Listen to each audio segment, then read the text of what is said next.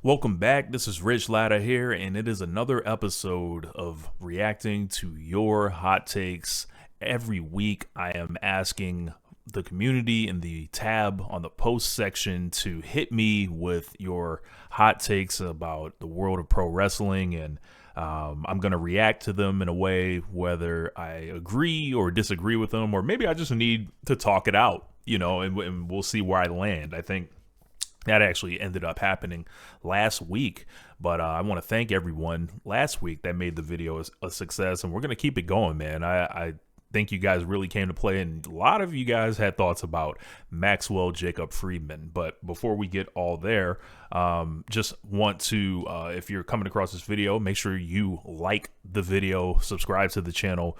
We are coming out with tons of momentum. Once we are up past a certain threshold, we'll start doing lives, watch alongs, all that stuff. So if you want that, spread the word and we'll make it happen here on RLPW. So back on One Nation Radio tonight. You guys will see this video up. One Nation Radio will be back. So let's get it popping. The first one comes from 10410. Shout out to 10. He said, "We'll never escape the impact of that 20-year stretch when WWE was the only game in town, no matter how successful AEW or any other company becomes in America." I agree. And I think that goes from, pro wrestlers. I think that goes to a large group of fans, and quite frankly, how the history of wrestling was won. And I don't even know if it was necessarily that 20-year stretch. That probably just made it worse. I think that going, just the default setting of history, we saw a little bit earlier this decade when WWE was, it kind of was better than it had been. And that was all it took for, fans, media, and they almost acted like they wanted nothing else to exist again. And there's just an odd kind of relationship, I think, there. I think you could say it from a wrestler standpoint too. You are going to have younger wrestlers coming up that maybe don't see WWE as the goal, but I think at the end of the day, WWE is so powerful as a business entity, and the executive level has so many sharks, and the relationships they have established across sport, media, it is going to be almost nothing like the previous 20 years were. They're finding ways to do it now despite the competition that's around. As a wrestling fan, do you necessarily have to care about that? No, you can watch and like whatever company, you desire. But I'm here to tell you, WWE is going to be finding ways, and they are actively looking for ways to harm other companies, and they are looking for ways to essentially block out what you may enjoy beyond them, if that makes any sense. So let's keep going. Shout out to 10. Appreciate the comment. Up next, we got Airfryer 3795. He said, "You can dislike someone's cadence or delivery. That's completely fair.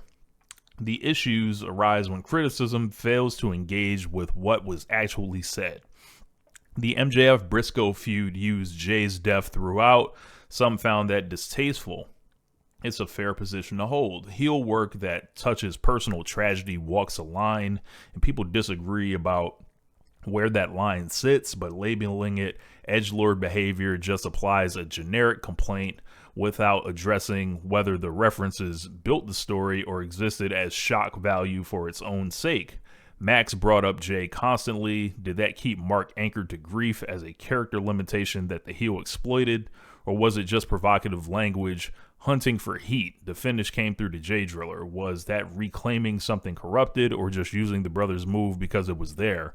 The criticism that stuck didn't engage with any of that. It just filled the whole program under a label and moved on.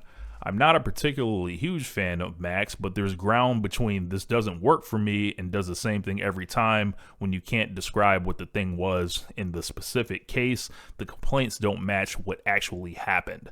So I think that line of thinking kind of comes from the history that the character set. I don't know to necessarily agree or disagree with this one. This is probably one of those I just have to talk out. But you look at MJF and what his reputation is, and I think a lot of time it is flirted with the edgelord title, as you said. I, for one, with MJF, always thought he was a master of going up to the line and not crossing it, at least through the first couple years of AEW, and he's had, mixed results since, I would say. But I think the history of what he's done and, at times continues to do, kind of colors that.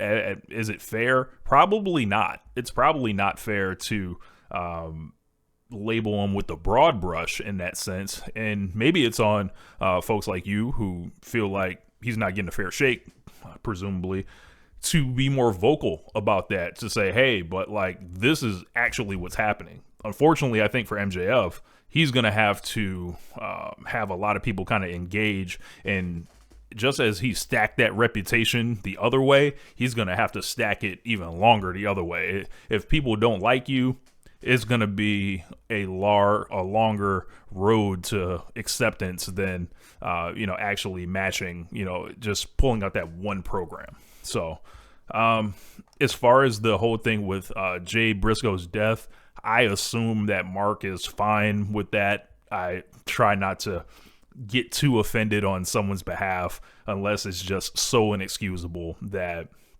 you can't, really, run from it. So up next, Tim Hunter, shout out to Tim.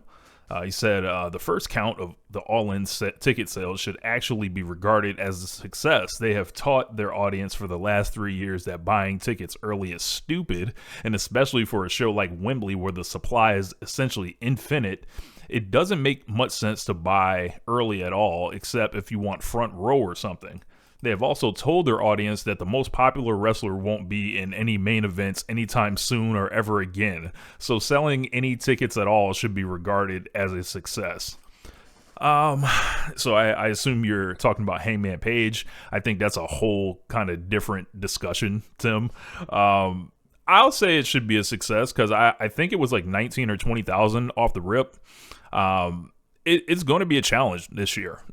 Like, no matter who, was going to be in that main event or who will be in that main event, presumably, you're looking at Will Ospreay challenging for the championship, and you'll probably be looking at, either MJF or Kenny Omega on the other side. And I don't know if necessarily the match is necessarily going to move the tickets, if that makes any sense at this point. I think people kind of see Wembley as a destination, and it was amazing, what they did the first 2 years. Going back a third time is just so hard. We're seeing WWE shed tickets, year over year in Vegas.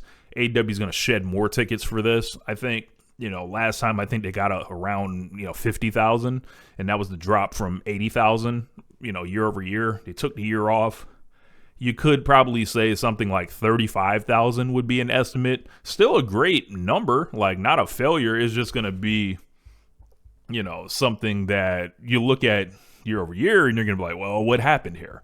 And I think you saying it should be regarded as a success because, buying tickets early is stupid. Absolutely. Because we know how the tickets drop on the last days there. If you want, you can just fly over, reserve everything, and probably walk up and, buy a cheaper ticket than it, would be in advance. I think companies just like to use the advances to kind of gauge interest and, see where things are at. But whatever happens, this should be the last year at Wembley. I don't know who needs to hear it. All In needs to come to an American stadium. So I know they did the baseball stadium, but they need to open up, a football stadium at this point. The contacts are there, and, you can do SoFi in LA. You can do any of these roofed stadiums will have you. So up next, looks like a little argument kind of broke out between these two commenters. Let's see.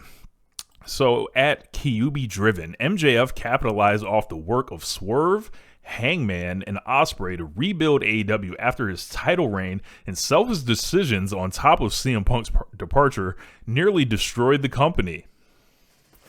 Ooh, baby.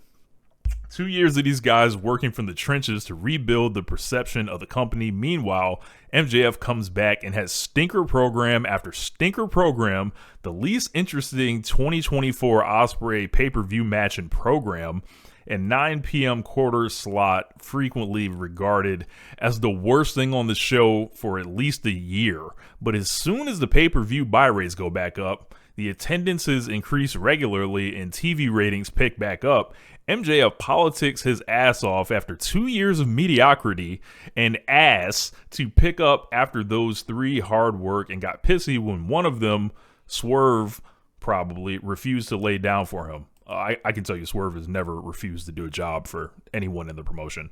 Airfryer said, that's so beast. Hopefully Swerve does the job and lays down on a special Dynamite. Well, he just lost to Kenny Omega, but as far as MJF, I don't think that's in the plans.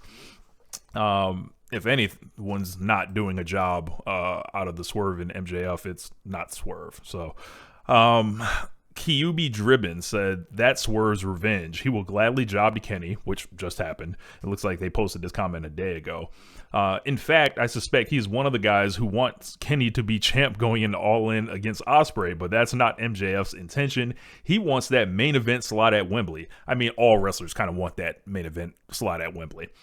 He wants to hold that belt for most of the year. Swerve is heating up a fan favorite while going heel to avoid MJF, basically leaving him with nothing but waiting until Ospreay's ascension to be a challenger, just like Swerve. And unlike MJF, Swerve likes matches and working them. Another one. I think the biggest star in the company should be doing all this and more. Swerve will get a shot at the title after Dynasty, and he's going to lay down for the biggest draw in the company. Ospreay versus MJF is going to be great because Ospreay will be working with the best wrestler on the planet. Your headcanons are cute, though.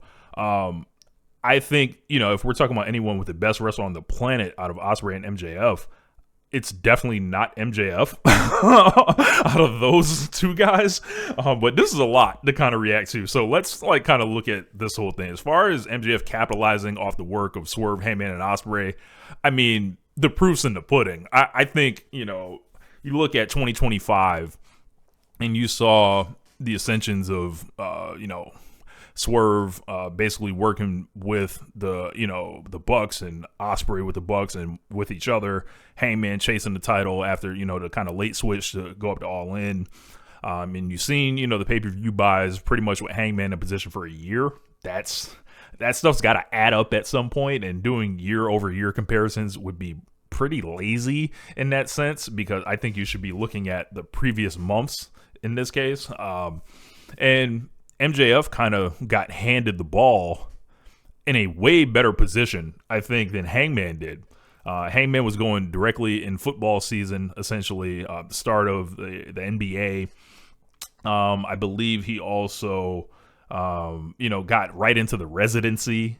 MJF, on the other hand, everyone comes off injury and then they come back and they have just tons of baby faces, to work with around. And Heyman just didn't get the booking attention that MJF got. So I agree with that part. As far as the stinker after stinker program, MJF struggled. I don't know how one essentially goes through that whole thing with the Hurt Syndicate, and then that whole thing just explodes like a bomb, and a real story will drop for that one day. It's not my place to necessarily tell you what happened. It's just, I just think with, that whole thing, it was a dead end. So you break that thing up after just wasting weeks and months of television time, ending up, nowhere.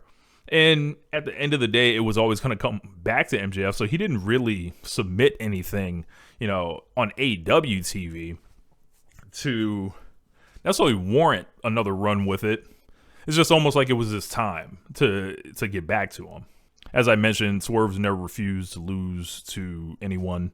As far as Swerve getting a shot at the title after Dynasty, I don't believe so, because I don't think they're doing heel versus heel. So I think you're incorrect there. Ospreay versus MJF is going to be great. I don't know. It wasn't so great last time. It was cool. I thought the 59-minute match on TV was just one of the most overwrought things I think I've ever watched in AEW. And then, they came back and already did, the match at Wembley. So, like, I don't know how the biggest selling point is doing a match at Wembley that you already have done at Wembley. It doesn't really, line up for me.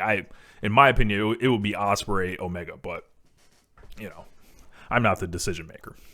But thank you guys. More MJF talk here. James OG. I think people have MJF derangement syndrome either way. Some people think he's the best wrestler in the world, probably like my buddy above. And other people think he's the worst wrestler to ever grace their screens. He's not the generational talent that people thought he was. He's also not the worst thing on AEW shows. Sometimes he is. The reality is that he's fine. So I guess my hot take is that MJF is fine. Not great, not horrible, just exists. I'm closer to agreeing with you than disagreeing with you on this. I just think MJF is a person that forces you to feel a way about him in on one way or the other. If you kind of like operate with a nihilist view of everything and just nothing matters or whatever, you can definitely be indifferent on him.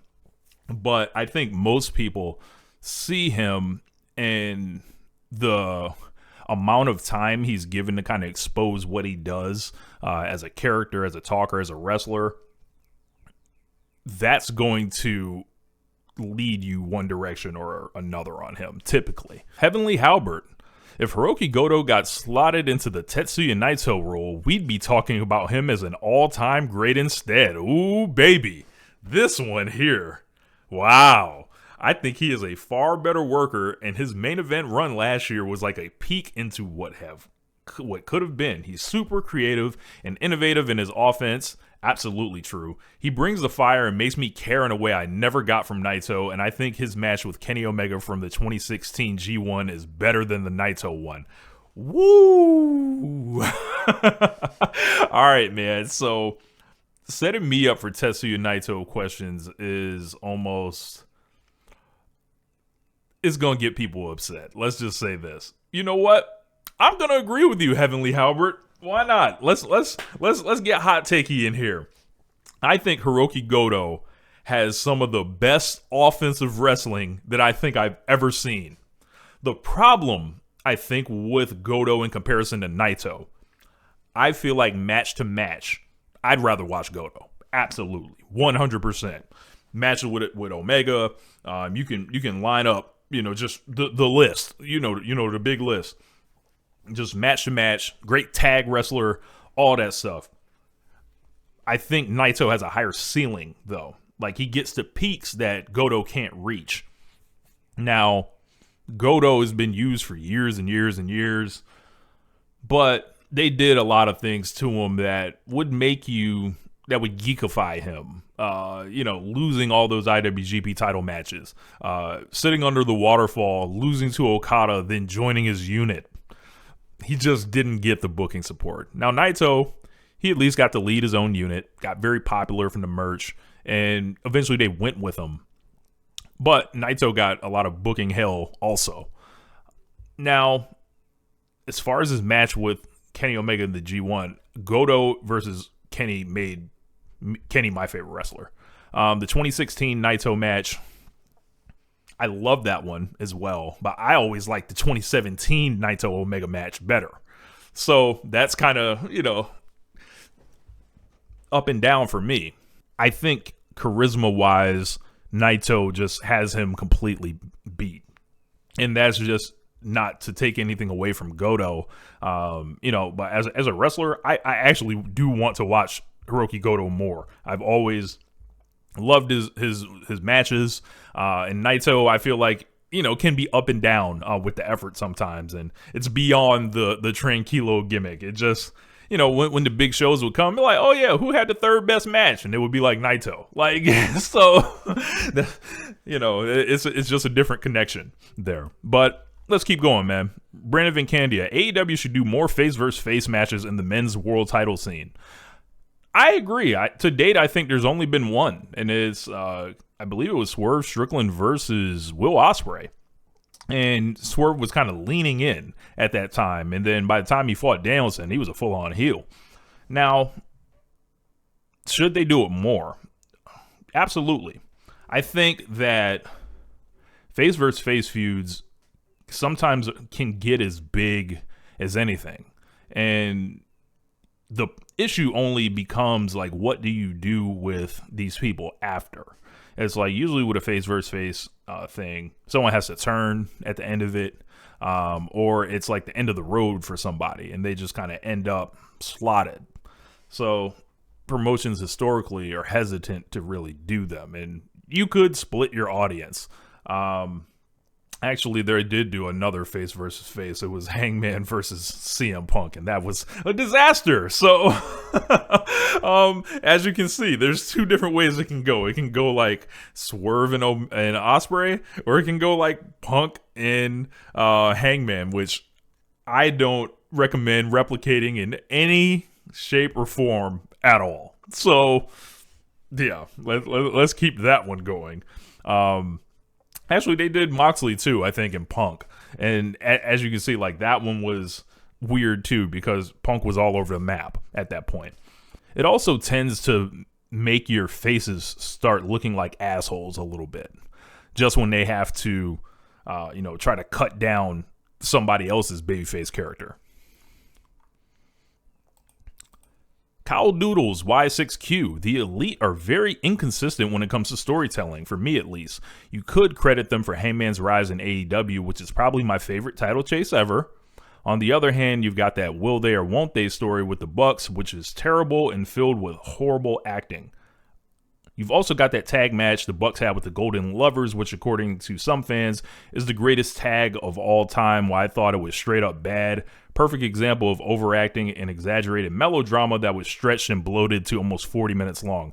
I think I'm going to categorically disagree with all of this, Cow Doodles, just because I was there and watched it all kind of in real time. I feel like I can contextualize this. So let's see. They're inconsistent when it comes to storytelling. I'll give you sometimes on the storytelling with the inconsistency with how it used to be done on BTE and the transition into television and then bridging that gap, I would say. I'll give you that. But you said you could credit them for Hangman's rise in AEW, which is probably your favorite title chase ever. I don't know what the word "could" really is even been used for. You have to credit them. Like there's nothing else, there's no one else to credit necessarily there. You say you got the will they or won't they story with the Bucks, which is terrible. I don't remember exactly which one you're referring to there. Like, was that like a when they were all reuniting, or the Hangman, them getting the approval? I'm not sure which one you're talking about there. Maybe you can let me know.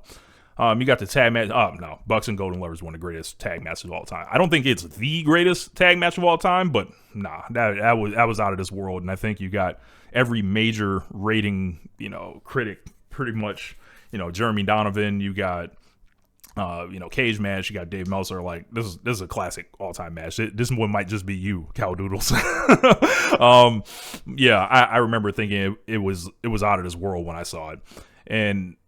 I think the Bucks and Kenny and Hangman's better. I think the Swerve and Ospreay against the Bucks probably a little better as well. But you're still talking about classics among classics at that level. King of the North, if you support Fed AAA shows and talk down on CMLL, you're a fraud hack to never be taken serious again. So Fed AAA, I have not watched Fed AAA in full. I'll see clips. It looks like a very bizarre environment. Then again, AAA has always been bizarre. It has been an annual car crash that we will watch 2 or 3 times a year during like a Red de Reyes show, and we would essentially point and laugh at all the insane things that AAA is doing and the heel referees and just the blood and all that stuff. And then we would watch like import match that they had booked or something, and be like, oh, that was really cool, I'm gonna check it out, and then we just don't watch any more AAA. I agree with you though. If if you're talking crazy about CMLL in light of AAA now, that's insane. Last one from Cat ML Blue. MJF is the worst. Nice and succinct right there. I'm gonna push on that one because surely someone's worse than MJF. However, he is grating at times.